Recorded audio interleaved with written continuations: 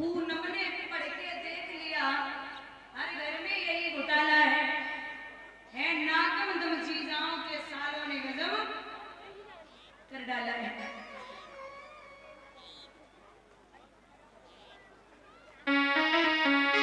लिखा है, ध्यान देना,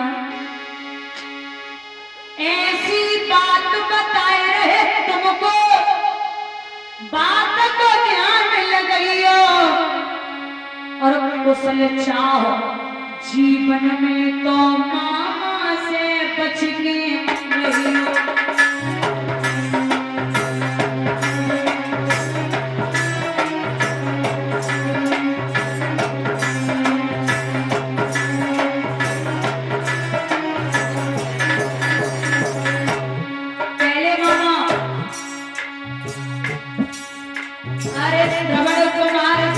नीर भरन को सरयू तट पे आओ। श्रवण कुमार के मामा राजा दशरथ ने बाण चलाओ, सुरलोक कुलला सिधाओ।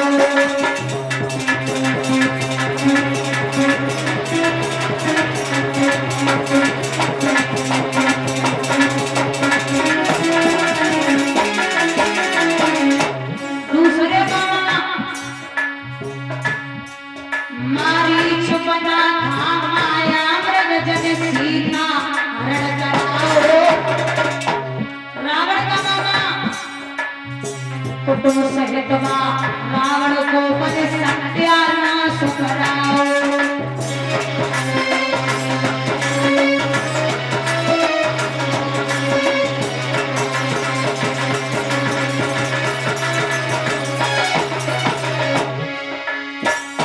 तीसरे मामा कंस थे श्री कृष्ण के भारी पाप कमाए, पहना अपने दुख दियो और छह मांगे बनाए।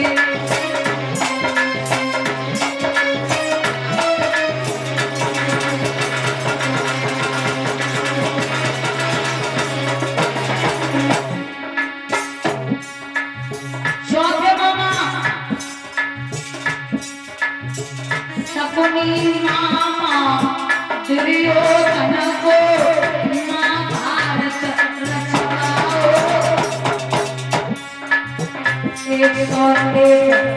खास बांधे समर भूमि में गाए।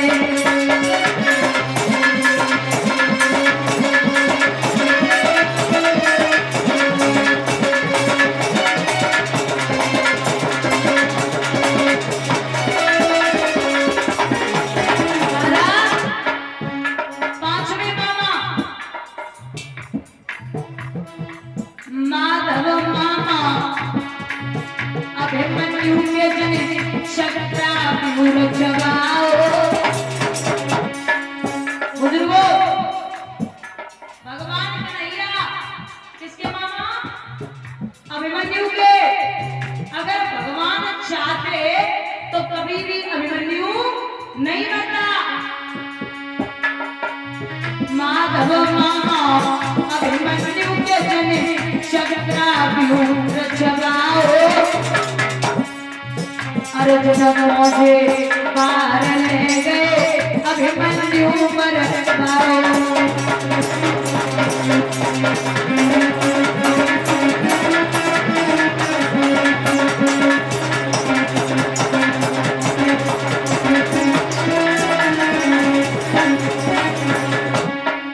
छठवें मामा कछु कटवाए गए, कछु मरवाए गए, कछु करवाए गए घायल।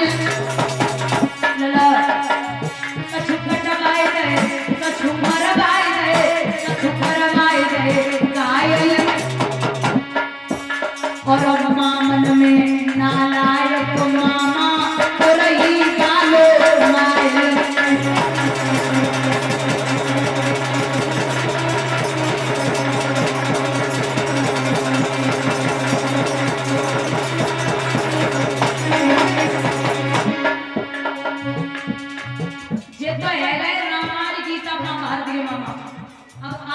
मामा सुनो।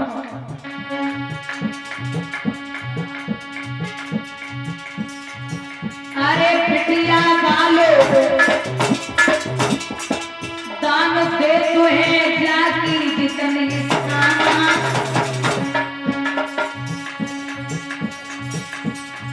लड़की वालो दान दे तुहे जाकी जितनी और बीच में आए के टांग अड़ाए दे खास नली को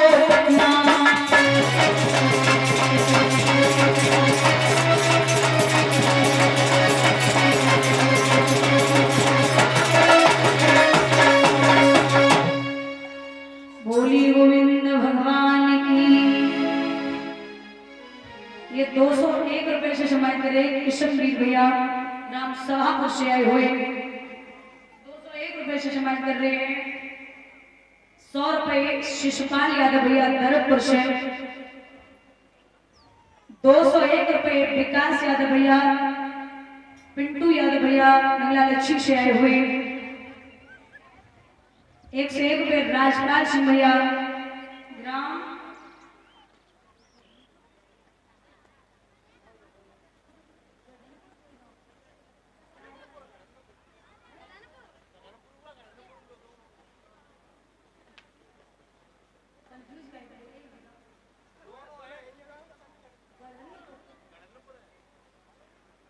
गढ़नपुर से आए हुए, 101 रुपए सम्मान कर रहे हैं। और ये अवनीश यादव भैया नगला नौजर से ये माल्यार्पण करेंगे। एक पति जी उनकी धर्मपत्नी महाराज परीक्षित उनकी धर्मपत्नी संत महात्मा को सम्मानित करेंगे। वो कलश वाली कन्याओं को, कलश वाली कन्याएं खड़ी हो जाए। बोलिए सतगुरुदेव भगवान की। भैया एक पत्र लिखा है कि मेरे यहाँ धनुष यज्ञ हो रहा है। अक्रूर जी को वो पत्र दिया।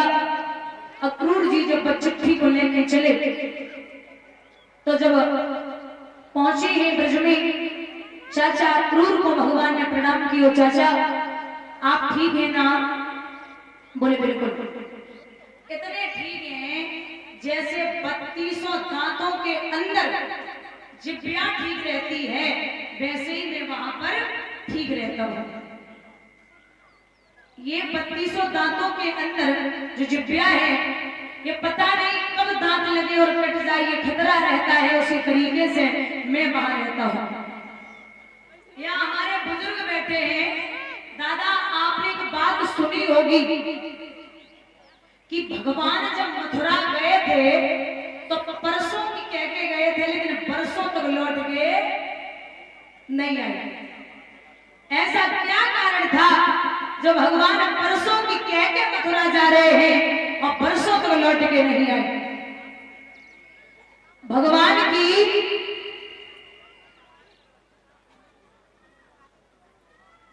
तीन पटरानियां और हैं।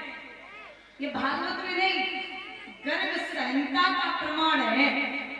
भगवान के तीन पटरानियां और हैं, श्री राधा, भूदेवी और बिरजा। जो राधा है ये भगवान की पत्नी है। इनका विवाह और भगवान कन्हैया का विवाह भांडीर वन में ब्रह्मा जी ने अपने हाथों से करवाया था। दूसरी पत्नी है बिरजा, जो है नदी। और बिरजा के और भगवान के 7 पुत्र हैं जो 7 समुद्र के रूप में बह रहे हैं। और तीसरी है पत्नी भूदेवी यानी कि पृथ्वी, ये भगवान की पत्नी है। एक दिन भगवान बिरजा के साथ बैठे विहार कर रहे थे तो जाए के दामा ने कहा, राधा वाह क्या बात है भाई, तुम जूझू जियो, कब सुधरोगे?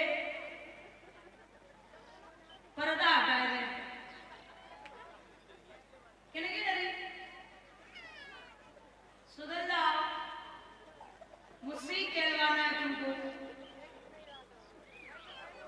और पता है कि मैं गाती नहीं हूं, और शायद मेरे जीवन में ये गाया भी नहीं, मुझे पता भी नहीं है।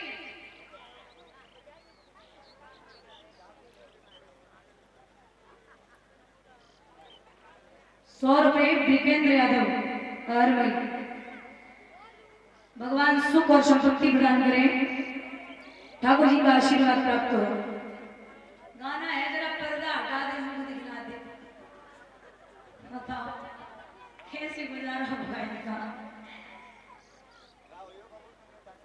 हम पे बुढ़ापो आए हो, इन्हें सुना तो जिनाई सुधरे। बोलिए गोविंद भगवान की।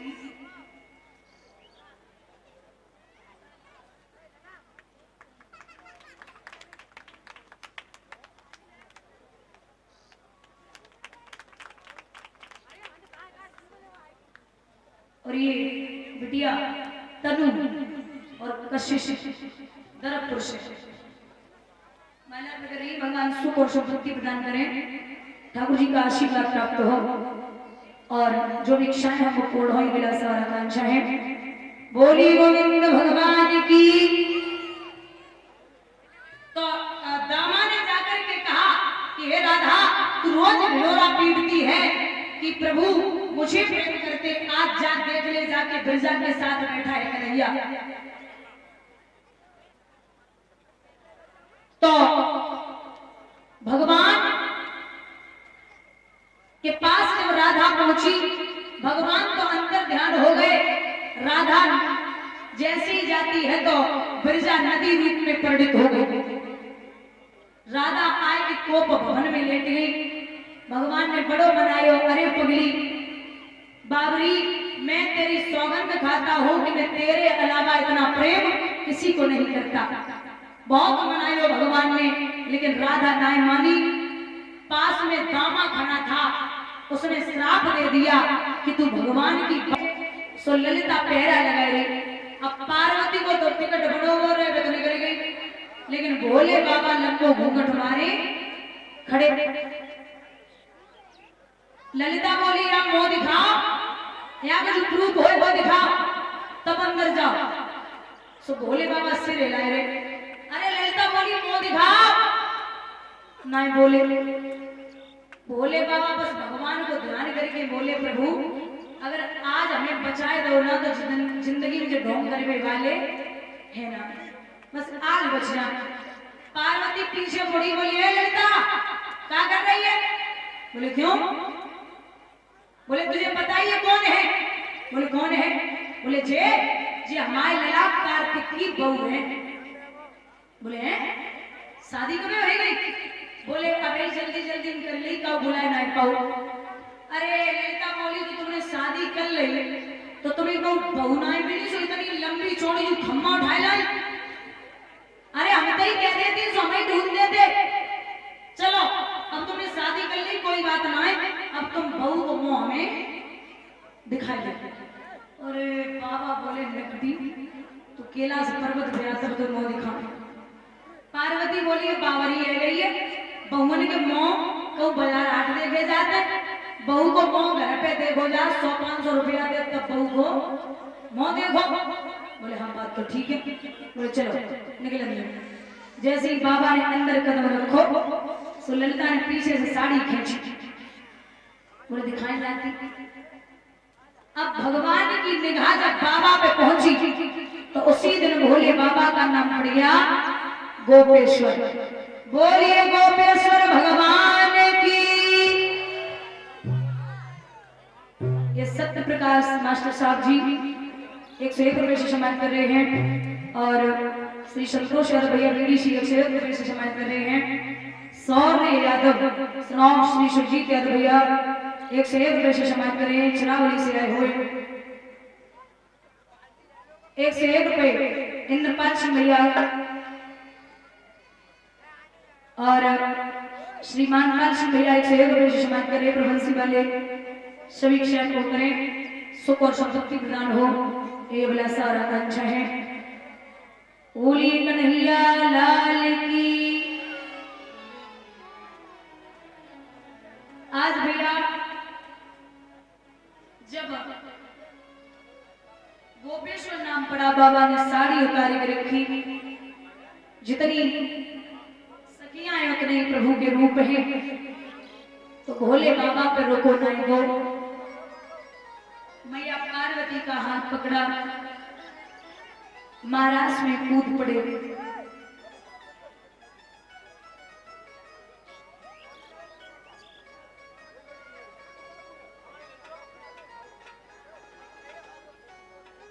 महाराज हो रहा था, सखियों को हो गया घमंड। भगवान ने घमंड किसी का नहीं रखा।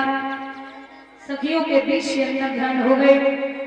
जैसे एक मणिधारी सर्प की मणि खो जाए और वो मणि की लालसा में पागल हो जाता है, उसी तरीके से सखियां भगवान के विरह में पागल होने लगी। आकर के प्रभु ने पूर्ण महाराज किया और वहां से अंतर ध्यान हो गए।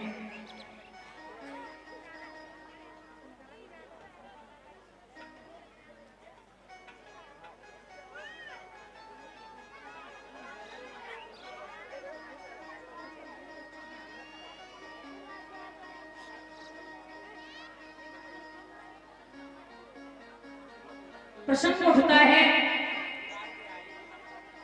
कि भगवान ने अपने मामा कंस का वध कैसे किया है।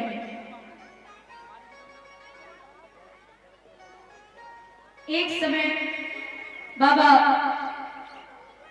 नारद पहुंचे हैं भोजराज कंस की कचहरी में और जवाब दिया कि अब मैं तुझे लास्ट युक्ति बताता हूं। कौन सी? अनुष्ठान रचाए भोजराज और धनुष यज्ञ करवाए लीजिए। वृंदावन के जितने यादव सब न्योता है बुलवा लीजिए। जब आ जाए दोनों बालक तो उनसे नेह लगाए लीजिए और धोखा करके ओ राजा उन दोनों को मरवा दीजिए। एक पत्र लिखे और उस पत्र में लिखना कि हे बाबा नंद, मेरे यहाँ धनुष यज्ञ चल रहा है, आप उस धनुष यज्ञ में जरूर आए। और एक बात बता दें,